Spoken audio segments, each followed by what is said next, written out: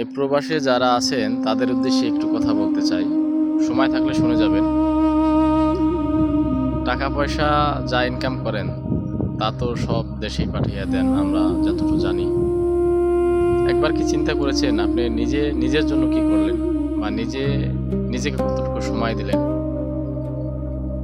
যতটুকু সময় পান তা তো ফ্যামিলিতেই দেন, এবং টাকা পয়সা যা পান তাও ফ্যামিলিতে পাঠিয়ে দেন।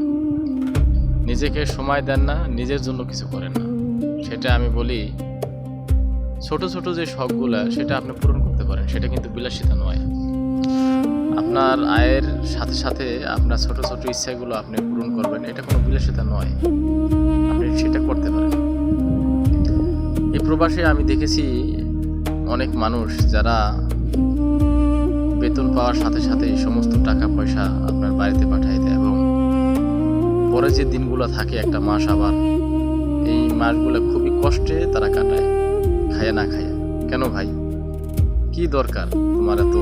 তুমি দেশে এমন করে একবারে সব পাঠাই দেবা, নিজের জন্য কিছু করো, নিজে কিছু খাও। বিশ্বাস করো আর নাই করো ভাই, তুমি যে কষ্টগুলো করতেছো এর প্রতিফল কিচ্ছু হবে না। তারা এক সময় তারা বলবে যে এটা তোমার দায়িত্ব ছিল, আর কিছুই না। তাই বলবো, ফ্যামিলিও চালানো দরকার আছে, নিজেকে সময় দেওয়ার দরকার আছে, নিজের জন্য নিজে কিছু করার দরকার আছে। চেষ্টা করতেছো বা কল্পনা করতেছো যে এই প্রবাসে অনেক কষ্ট করে খেয়ে না খেয়ে টাকা কামাই আমি দেশে দেবো, এরপর একটা সময় আমি যাই সুখ করবো। এটা আদৌ সম্ভব না, এটা কখনোই সম্ভব না। যদি বলেন লিখে দিতে পারবো, আমি কোনো মিথ্যা কথা বলছি না। এই প্রবাস থেকে গিয়ে কেউ সুখে দিন কাটাতে পারে না, আর পারবেও না। এটা সম্ভব না। যেটা সম্ভব না সেটা নিয়ে চিন্তা করাও বোকামি।